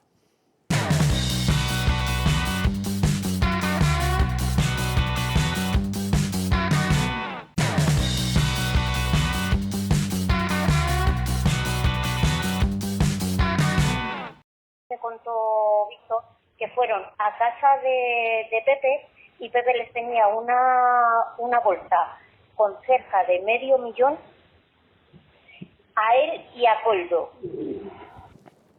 Pues nada, siguen apareciendo testimonios. Como decía, el Gobierno, esto de no hay ni un solo indicio sobre que haya ocurrido nada extraño en el rescate de Europa. Estamos hablando del rescate de Europa. Nosotros ya les hemos contado todo lo que ha aparecido en los informes de la UCO. Aparecen, de hecho, dos citas muy llamativas, una 16 de julio, ni siquiera está pedido el rescate, y en ese momento Begoña Gómez por la mañana lanza una ronda negociadora con Javier Hidalgo, el responsable final de Europa, que es seguida de una reunión del propio Hidalgo, Aldama y Ábalos, que es seguida y culminada por una reunión de Nadia Calviño, Ábalos y Pedro Sánchez. Ese es el famoso momento en el que cuando se refiere a él la trama le llama número 1, a Pedro Sánchez. Bien, 16 de julio antes de que fuera solicitado. Hay otra serie de fechas entre el 3 y el 9 de septiembre, habían vuelto de verano, ya saben que esto, las vacaciones son sagradas obviamente para el Partido Socialista, no va a ser que tenga que trabajar. Bueno, volvieron y se puso nervioso Javier Hidalgo, que quería el dinero ya.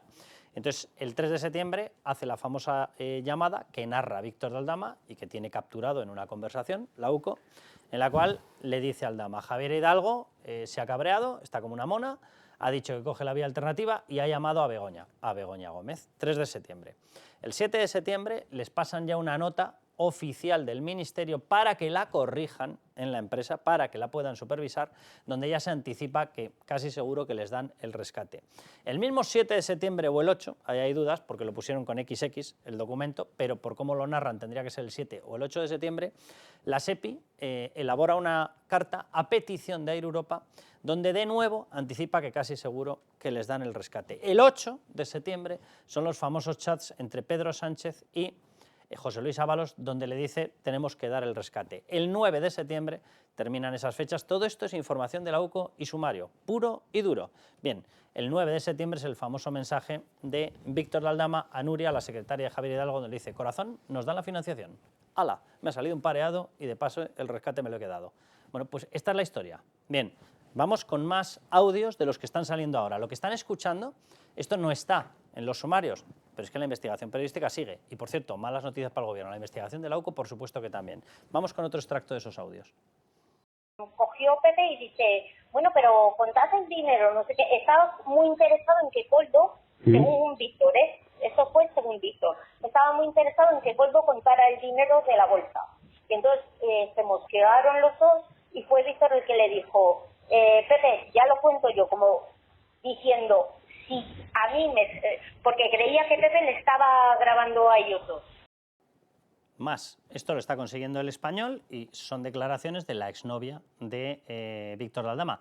Por cierto, la exnovia de Víctor de Aldama que, casualidades de la vida, ya saben, en el Partido Socialista todo son casualidades, pero todo conduce hacia la corrupción, es una cosa maravillosa. Es la hija de Carmen Pano, les suena, ¿verdad? ¿Quién es Carmen Pano? La que ha denunciado ya que llevaba bolsas a Ferraz cargadas de dinero, llenas de dinero, para dejarlo como financiación ilegal. Vamos con el último extracto y lo debatimos. Y entonces cogió Víctor y le dijo a Coldo, no toques la bolsa, ya miro yo el dinero, por si nos está grabando Pepe, que no estés tú involucrado en esto. Y fue Víctor quien contó O sea, no llegó a contar, sino abrió la bolsa, miró por encima y vio que más o menos había ese dinero y se lo llevaron. Y Ábalos estaba detrás de él, ¿eh? ¿Qué os parece? Bueno, yo estaba recordando cuando Aldama era el pequeño Nicolás, Menos mal, era todo la máquina del fango, cuatro, o sea, se han puesto de acuerdo la exnovia de Aldama, la exmujer de Aldama, la madre de la exnovia de Aldama, los trabajadores de Paradores, los trabajadores de la Complutense, la UCO, y podríamos seguir. Jueces de toda España. Claro, es que esto no es el 1, 2, 3, pero podríamos seguir. Es toda una enorme conspiración para acabar con Pedro Sánchez que no se sostiene. Una enorme conspiración para acabar con la persona que más puede jorobar a todos ellos en España. Es que hay tanta gente implicada que tuvieron que reunirse en Vistalegre todos, en el Palacio de Vistalegre, para ponerse de acuerdo todos y acusar sin fundamento a Pedro Sánchez. Yo creo que a estas alturas ya lo único que se puede decir y repetir siempre es la perplejidad, porque nadie ha asumido ninguna responsabilidad, ni siquiera en la prensa afín al gobierno ves ni un destello de un poquito de decencia, ¿no? Nadie exige responsabilidades, explicaciones, bueno, de hecho, y tenemos en medio al presidente con el hermano del presidente del gobierno procesado por beneficiarse de ser el hermano del presidente del gobierno para acceder a un cargo público. Y no pasa absolutamente nada. De hecho, hay dos cuestiones que son paradigmáticas. Los mismos que han criticado todos los rescates toda la vida están defendiendo este rescate, que es el más extraño que yo he visto en mi vida.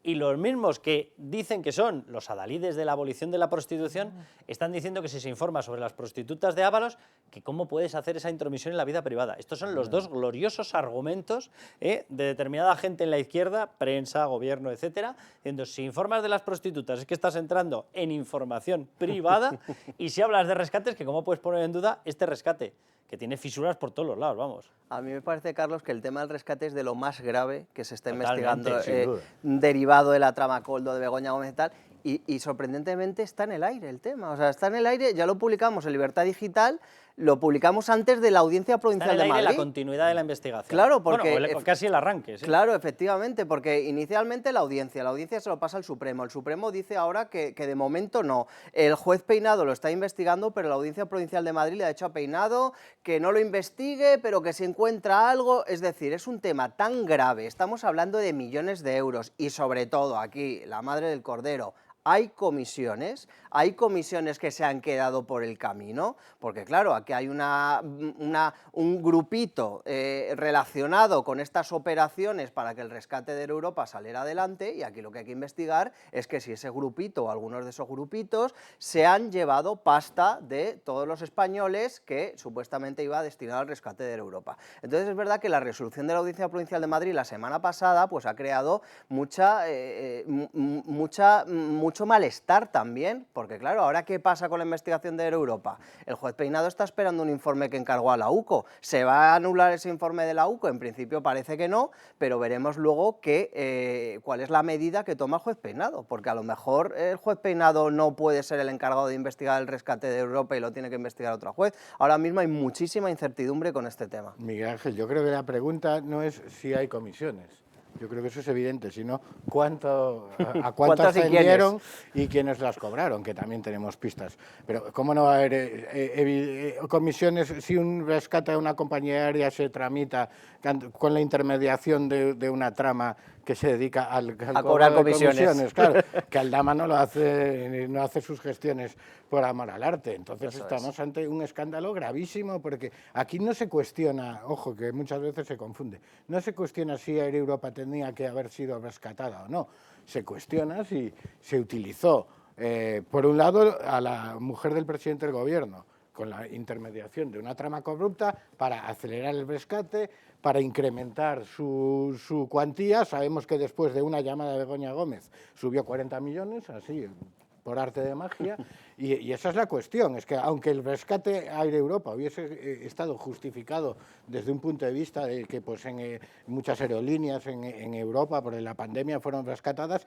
aquí eso no le quita gravedad al hecho de que se haya utilizado a la mujer del presidente del gobierno para acelerar las gestiones por su amistad con el dueño de la empresa rescatada que le patrocina sus actividades privadas para incrementar su cantidad y, como tú dices, pagando comisiones seguro por medio. Entonces, desde el punto de vista tanto político como jurídico, es por supuesto lo más grave. Todo lo demás, lo de Ábalos, las prostitutas, es muy grave porque también te da la noción de la concepción del poder que tiene esta gente. Es una potencial fuente de poceo altísima. Es que... brutal, brutal. Ahora les vamos a dar más información y les vamos a mostrar un documento que habla de lo que estaba indicando Raúl. Aquí la historia, independientemente de que fueras a rescatar o no, que cuidado, fíjate que yo en eso voy un poco más allá porque es que hubo un rescate inicial con una línea de 141 millones de ICO. Y en 2 o 3 meses les vuelven a enchufar dinero. Y dices, oiga, o el uno o el otro. Porque el primero, el de los 141 millones de Nadia Calviño del ICO, se tendría que haber evaluado de manera que con esa inyección ya podían devolverlo. Si le tienen que hacer unos segundos, significa que o no se ha hecho una evaluación de riesgos o la evaluación de riesgos estaba mal hecha. Y viendo las líneas de influencia que tenían, esto huele que espanta. Pero bueno, independientemente de eso, vamos a ver las no explicaciones que han dado. Atención, Pedro Saura.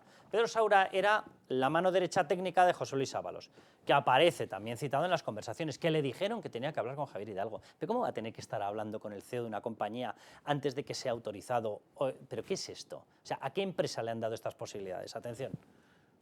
Yo creo que es un trabajo de equipo de muchos ministerios, con muchas personas que han intervenido y con un trabajo riguroso, intachable y además con unos resultados intachables.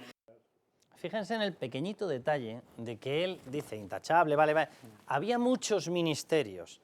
Vamos, le falta decir, como vengáis a por mí, que aparezco retratado, me voy a encargar de que salga aquí hasta el apuntador. Aquí todos están igual. Cuando escuchen eso, empiecen a pensar que obviamente ni desmentido ni historias, ¿vale? Vamos con otro, María Jesús Montero, anda, que está... Este gobierno nada tuvo que ver con ningún proceso irregular presunto que ustedes quieren hacer creer en el rescate de Europa. Es más, el Tribunal Supremo este lunes planteó que no había ningún indicio de que se hubiera producido ninguna irregularidad respecto a Europa. El Tribunal Supremo no ha dicho nada de lo que está diciendo. Les digo lo que ha dicho el Tribunal Supremo. En esta causa, en estos momentos, nosotros, lo dice Leopoldo Puente en el auto, dice, nosotros, sobre la figura de Ábalos, no tenemos indicios. ¿Por qué? Y dice Leopoldo Puente, porque yo considero que la competencia le sobrepasaba, que tenía que ser de alguien por encima. ¿Eso es decir que no hay nada? No, eso no es decir que no hay nada. Eso es respetar el principio de acusación. El principio de acusación está acusado a Ábalos y él lo que dice es, vamos a ver, yo puedo investigar a Ábalos si veo que el máximo dirigente le dio la orden de aceptarlo, pero si él no lo puede autorizar, eso es lo que dice el auto. No dice nada de todo esto. Que comparto 100% lo que dice Miguel Ángel Pérez. Yo no comparto la línea de Leopoldo Puente. O sea, si tú ves a una persona que forma parte del Consejo de Ministros, como Ábalos, también es cómplice de esta historia. Por tanto, claro que hay un indicio. Ahora, aquí empezamos pues, con cierto vértigo, porque todos sabemos lo que pasa.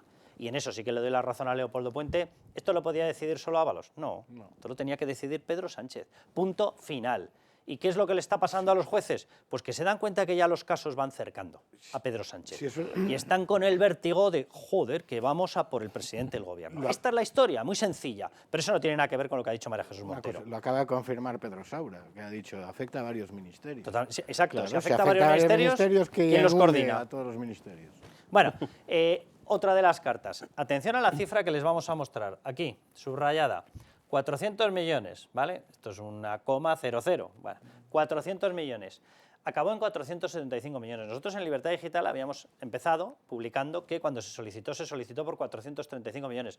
Hasta que nos dimos de bruces con este documento, que es un documento oficial enviado a Europa Holding, estimada señora Hidalgo. Es señora Hidalgo porque es la hermana de Javier Hidalgo, porque son distintos accionistas familiares. Por medio de la presente, y esto es una carta de la SEPI, oficial. Bien, que pasa a Europa y da todos los detalles técnicos. Y aquí es donde cuenta que, cuidado, en un primer momento, ¿vale? Estratégicas, pim pam, solicitud de 400 millones de euros a través de los siguientes instrumentos. La solicitud.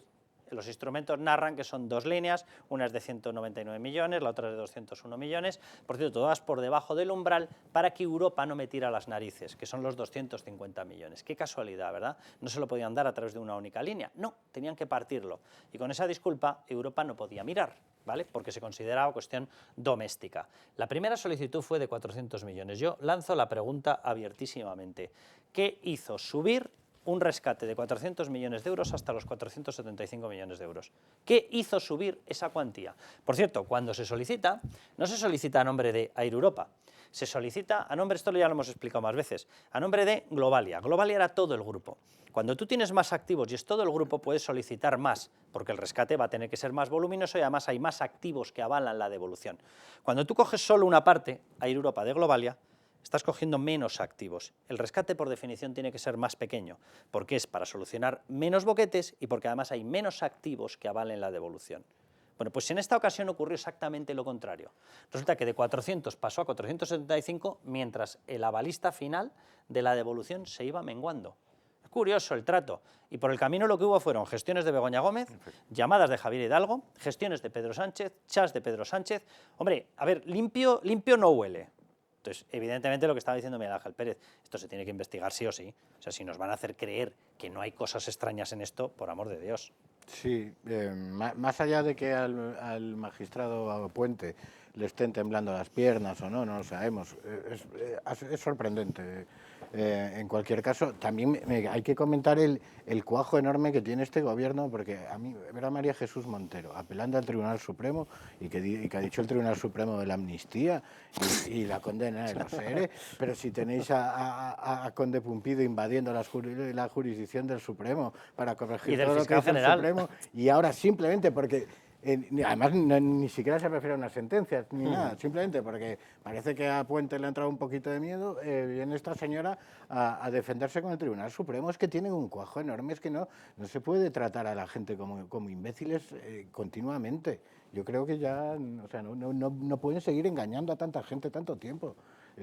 Repasabas, Carlos, la cifra, y es que es curioso, en ninguna noticia encontrarás la misma cifra sobre el rescate. Ya. Y yo creo que esa ambigüedad está totalmente hecha a posta para que no sepamos realmente cuánto costó el rescate y cuánto dinero se quedó por el camino. Porque obviamente, como dice Raúl antes, tiene que haber comisiones sí o sí, porque al final, claro, una trama que se dedica a cobrar comisiones no hace esto si no pilla comisiones, eso es evidente, ¿no? Y luego, por otro lado, también recordar lo que publicamos en Libertad Digital, que este rescate se llevó a cabo a pesar de que los Hidalgo tenían una cadena hotelera, tenían patrimonio hotelero, que si estaban tan mal económicamente podían haber liquidado parte de ese patrimonio hotelero y no tener que recurrir al rescate, pero eso el gobierno, oye, casualmente lo pasó por alto. Que eso también lo contamos en Libertad Digital. Sí, es que está saliendo información permanentemente. Bueno, déjenme que hagamos el rincón de Mónica García, esa persona que dice que es ministra y que desde el Ministerio de Sanidad se dedica a trabajarse su próxima ubicación en la Organización Mundial de Salud. Vale, pues tiene nuevos capítulos, claro que sí, cómo no. Bien, desde que llegó Mónica García, vamos con listas de espera, ¿eh? Atención, al Ministerio, noviembre del 23. La espera media en España para ser intervenido, ¿cómo ha evolucionado? De más a menos, de menos a más, bien, pues ha subido de 112 a 126 días. ¿Creen ustedes que ha hecho algún tipo de declaración pública para explicar esto es un desastre? No. Ha hecho todo tipo de declaraciones privadas para granjearse, repito, su nuevo cargo en la Organización Mundial de Salud. Fíjense, voy a ser un poco malo, ojalá se lo acaben dando. A ver si así nos vamos librando de gente. Pero bueno, tiempo medio de espera para intervención quirúrgica, ¿vale? Vamos por comunidades autónomas. Ella está obsesionada con meterse con Madrid, le molesta mucho el modelo este de colaboración público-privada, ahí tenemos a Quirón, lo están haciendo de maravilla y le molesta porque ella es comunista. ¿Qué quieren que le digamos? Venga, media nacional, vamos a coger este dato como referencia, 126 días. Aquí los que más, aquí el que menos. ¿Qué es bueno si estás esperando una intervención quirúrgica? Que tarden poco, ¿verdad, señora Mónica García? Muy bien. Pues Madrid, 48 días. Atención a la media nacional, repito, 126. Atención a Extremadura, Andalucía, Cantabria. O sea, estos pobres vienen de lo que vienen. Vienen de un modelo de gestión socialista y están haciendo lo que pueden. ¿Qué quiere que les diga?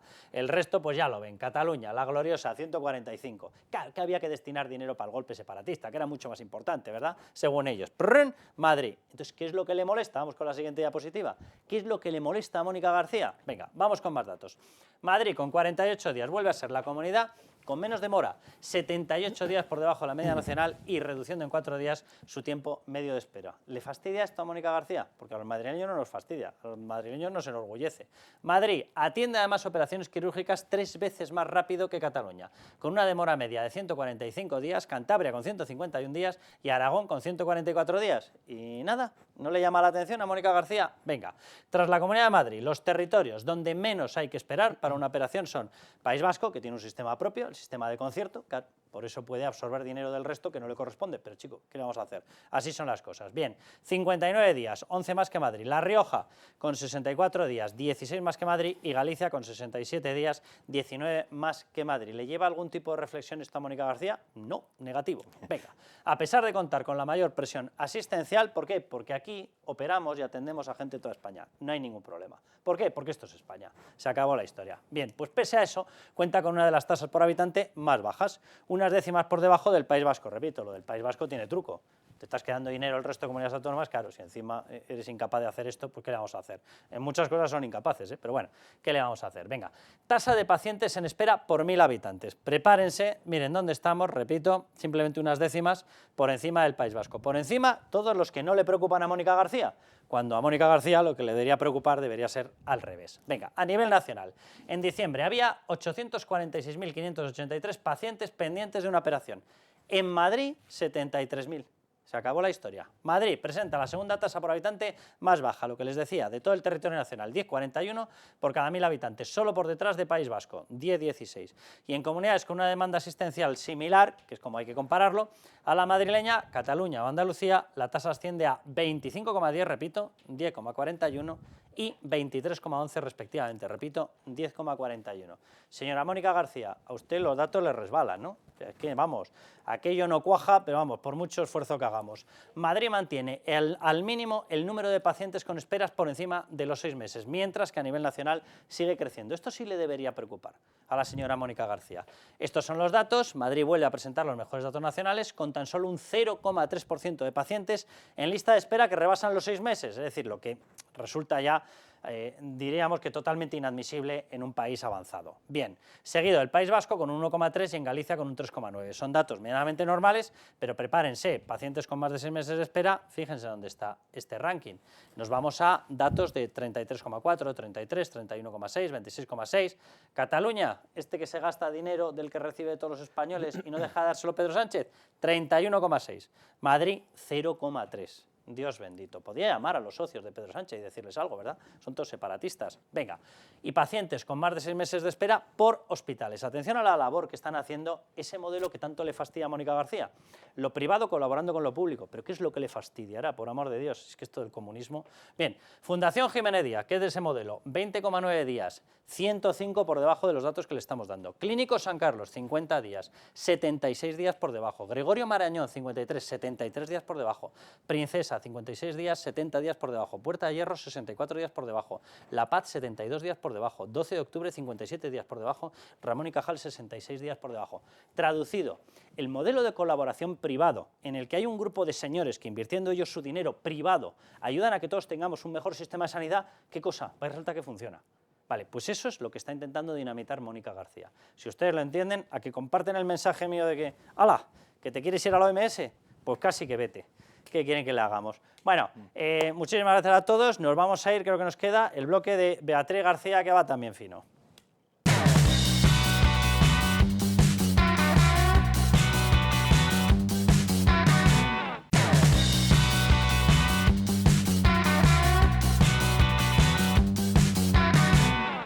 Bueno, Beatriz García, Bea García, hala, vamos con el enésimo asalto, enésima colonización, lo que está ocurriendo con el Banco de España. A ver, lo podemos decir de una forma más o menos graciosa, pero esto tiene una gravedad brutal.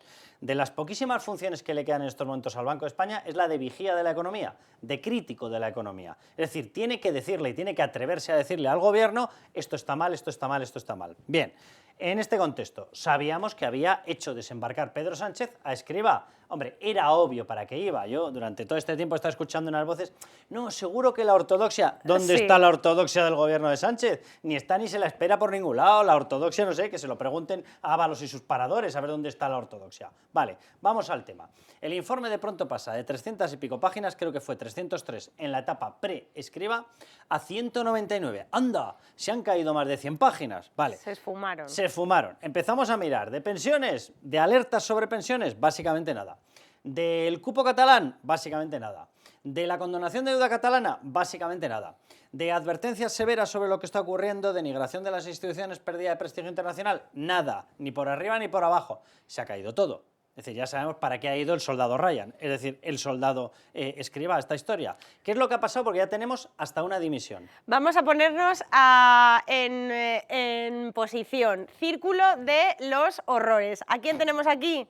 A 4 personajes de este escándalo, de esta historia. Tenemos a José Luis Escrivá, nombrado por Pedro Sánchez, exministro de la Seguridad Social y ahora gobernador del Banco de España. Buen ascenso que le ha tocado a Escrivá. No me cansaré de recordarlo porque él va de mega ortodoxo, de gran gestor. Bueno, gran gestor, cuando llega el gobierno de Pedro Sánchez o cuando llega Pedro Sánchez al gobierno, había 38.000 millones de deuda en la Seguridad Social. Cuando este señor sale de ese departamento, ya sé que la ultimísima etapa no es suya, la actualización de deuda marca 126.000 millones. Efectivamente. Jugué con el pedazo de gestor. Casi triplicas la deuda, sí, sí. Bueno, tenemos aquí al que ha salido huyendo, despavorido, su jefe de economía, Ángel Gavilán, que se ha ido espantado con la gestión de su nuevo jefe. ¿Quién nombró a Ángel Gavilán? Pablo Hernández de Cos, el que era el antecesor de Escrivá, anterior gobernador del Banco de España, nombrado por el Partido Popular y que ha sido muy incómodo para el gobierno. Hernández de Cos ha criticado prácticamente todas las políticas económicas del gobierno de Pedro Sánchez, de vivienda, los efectos del SMI, evidentemente la reforma de pensiones de Escrivá y bueno, hasta los de Podemos recordar que le quisieron correr a gorrazos por atreverse a decir que el SMI destruía empleo. Bueno, pues Hernández de Cos... Que de verdad que es una afirmación de puro sentido común. Si tú pones la barrera de los costes, la elevas en la creación de cada empleo, ¿qué ocurre? ¿Que se crean más o se crean menos? O sea, ¿en serio que esto hay que discutirlo? Que es de traca. Pues que además el Banco de España lo calculó con datos y lo ha seguido calculando en 2019, en 2020, 2021. Que es literalmente como se dice que si sales sin paraguas y está lloviendo que si te mojas. Efectivamente, efectivamente. Bueno, pues el que acaba de marchar será nombrado por Hernández de Cos y aquí tenemos a Pedro Sánchez, que odiaba a Hernández de Cos y puso, bueno, pues a un gobernador, o sea, salió de ministro y le puso gobernador del Banco de España. Y bueno, estábamos todos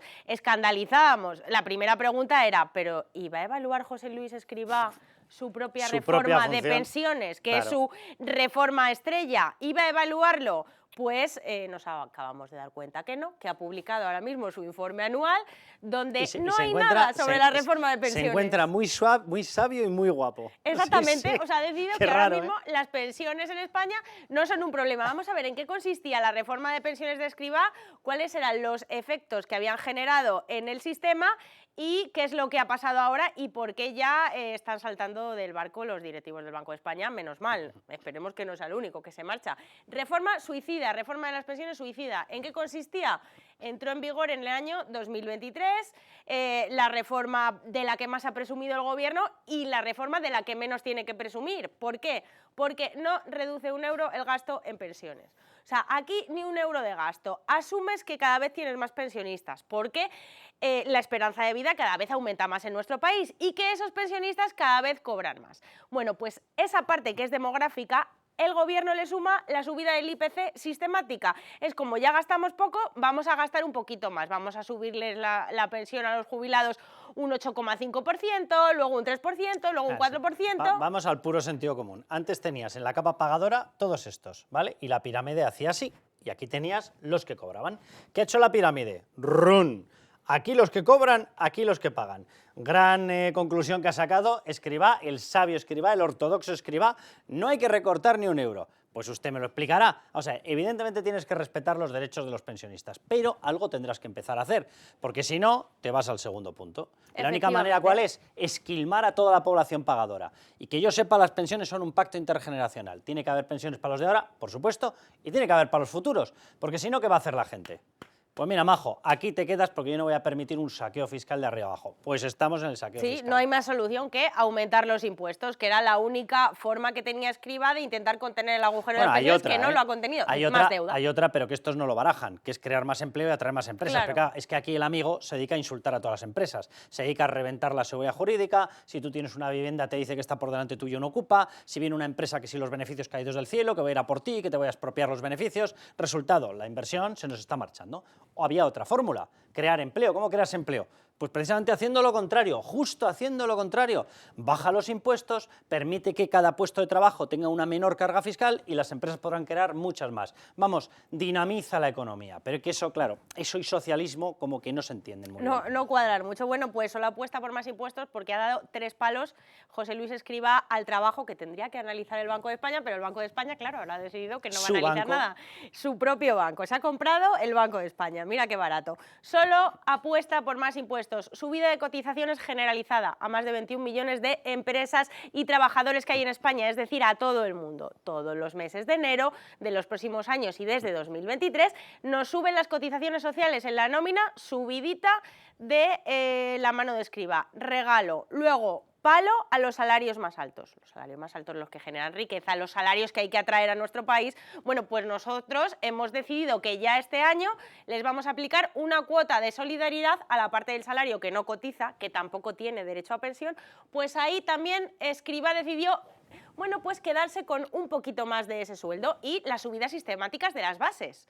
Las bases cada vez suben más y nosotros, o los sueldos más altos, cada vez tienen menos dinero disponible. Bueno, pues con todo y con eso no da. Las cotizaciones siguen siendo insuficientes para pagar las pensiones. Y este desastre, Pedro Sánchez, cuando vendió a José Luis Escrivá como su gran nombramiento, pues lo vendió como si fuera un lumbreras. Así nos lo contaba él mismo. Creo que muy pocos economistas tienen el conocimiento, la experiencia y la altura de Estado que tiene José Luis Escrivá. Por eso estoy convencido de que será un excelente gobernador del Banco de España. Y quiero destacar su compromiso con España, poner en valor su contribución a la prosperidad del país y agradecer los sacrificios personales y profesionales que ha hecho para servir a su país. Lo primero, él que sabrá que le falsificaron, porque es que no la falsificó ni él la tesis doctoral, o sea, él que sabrá. 2, cuando vean una declaración de Pedro Sánchez, sustituyen el término España por Pedro, ¿vale? Y ya encaja todo. O sea, eso de su profunda dedicación a España no, a Pedro, ¿vale? Su profundo servicio a Pedro, todo es a Pedro. Y entonces se entienden las declaraciones perfectamente. O sea, a mí es que me hace mucha gracia. Nadie más que él tendrá, que será por economistas en España. O sea, economistas, abogados, periodistas, o sea, hay, pero vamos, con volquetes. No le voy a hacer este chiste o este comentario a Ábalos, que él va a otra derivada. Pero vamos a ver, o sea, no hay economistas serios en España que sean capaces de darse cuenta de que si tú lo único que haces es incrementar impuestos y cotizaciones sociales, las empresas crean mucho menos empleo. Y si creas mucho menos empleo y muchos menos pagadores de las cotizaciones, ¿en serio? O sea, necesitábamos a Escrivá, que debe ser el único que es capaz de negar eso, el único. Es que además precisamente era uno de los puntos donde el Banco de España en el año 2023 en su informe anual, un informe anual que sirve para analizar las principales variables económicas, los retos que tiene un país a nivel económico por delante, los peligros y demás, pues uno de esos peligros era que si aumentas las cotizaciones sociales disminuye el número de ocupados en España. Estaba perfectamente calculado todo eso en el informe de más de 300 páginas al que hacía referencia antes y que se publicó en el año 2023. En el año 2023 aparecía en ese informe la palabra pensiones más de 100 veces. En el año 2024, primer informe anual de Escrivá, aparece la palabra pensiones 21. Y 21 para aplaudir. Sí, y bueno, qué bien lo he hecho. Prácticamente, incluso en márgenes, ¿Lo pone en primera pequeñito, persona o lo ha como cambiado? en notas al pie. O sea, es que no se ve ni siquiera la palabra pensiones en grande en esas más de 20 veces. Año 2023, ¿qué alertaba el Banco de España con Hernández de Cos? La misma reforma, o sea, y ha pasado un año, o sea, estamos en una peor situación financiera a nivel de seguridad social.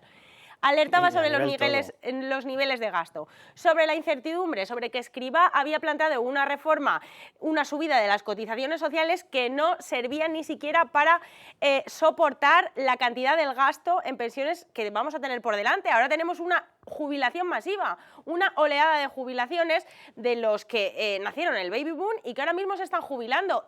Todo eso hay que soportarlo. O sea, el globo va a ser mucho peor, la patata caliente va a explotar. Porque sobre todo, que es lo que estábamos diciendo antes. Vamos a ver, si tú cuando llegas tienes una deuda de 38.000 millones y después tienes una deuda de 126.000 millones, ¿cómo puedes decir que las cosas van bien? ¿Cómo puedes decir que no hay que hacer nada? Pero ¿cómo puedes decir eso? O sea, es tomar a toda la población por imbécil perdida. O sea, pues evidentemente los niveles de gasto son excesivos, evidentemente hay incertidumbre, no sé, la gente que nos está viendo, que le pregunte ellos mismos o que le pregunte a personas de 30 y pico, 20 y pico años, que les haga la pregunta, ¿tú crees que vas a cobrar una pensión pública?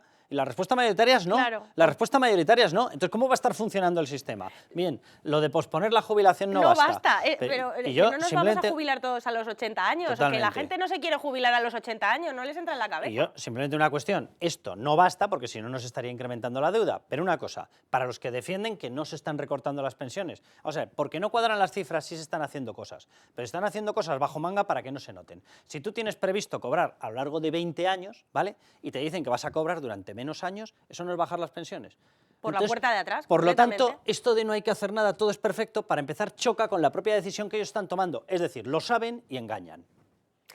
¿Y qué más cosas decía el Banco de España? Que nos iban a subir más las cotizaciones, o sea que el plan, ya lo está cumpliendo. el plan de subida de cotizaciones actual va a tener que reformarse para mal, para todos los trabajadores, que la subida de cotizaciones no es la que ahora mismo estamos asumiendo, que va a ser mayor hasta la que ha calculado José Luis Escrivá. Y bueno, mientras tanto, 2024, que todo bien, todo estupendo, fenomenal. Hemos pasado el examen de la AIREF, un examen completamente manipulado por el gobierno de Pedro Sánchez, que te ha dado un aprobado raspado ya por no ponerse ya en contra de otra institución económica. Y después de todo esto, después de que ha salido una de las primeras espadas del Banco de España, ya ha salido por patas. Mientras tanto tenemos a nuestra ministra de Seguridad Social, Elma Sainz, que bueno, es continuista de Escrivá, pero es que ya, o sea, su optimismo es que no cabe por la puerta. Es continuista de Escrivá y está colocada por Santos Cerdán. Sí. No, esto es literal. A ver lo que dura. No, lo digo porque es literal, ¿eh? Era una de las personas clave en la conformación que hacía de cuadros en Navarra para el Partido Socialista Santos Cerdán. Yo ahí lo dejo, ¿eh? Pues no cabe por la puerta. Está ella orgullosa de la reforma de pensiones de Escrivá y es que dice que la han llamado, nos ha contado un secreto, dice que la han llamado desde Luxemburgo, desde Alemania, porque quieren referencias de España y de nuestro sistema de pensiones. No es broma. Y es más, le contaré un secreto de los que se puede contar. Son varios países los que vienen a preguntarnos cómo lo hemos hecho. Países también potentes de Europa, como por ejemplo puede ser Alemania. El otro día estuve también despachando con la ministra de Luxemburgo en el sentido de preguntar cómo a España está desplegando su reforma de pensiones, porque están interesados. Más allá de que esto sea verdad o sea mentira y sea una trola, pero vamos, morrocotuda, ¿vale? Más allá de eso, mírense la renta per cápita de Luxemburgo. O sea, en serio, en Luxemburgo están muy preocupados por nuestra reforma de pensiones. O la tasa de Pero paro de esto va de Alemania. cachondeo. O sea, Luxemburgo en estos momentos, ¿qué tiene? Entre 2 y 3 veces nuestra renta per cápita. Tienen un poder de ahorro privado brutal. Les importa un soberano comino, pero un soberano pimiento, lo que hagamos nosotros con las pensiones. ¿Pero por qué? O sea, no pueden hacer una intervención que sea seria, una donde no metan 300 trolas por segundo. Pues parece que no.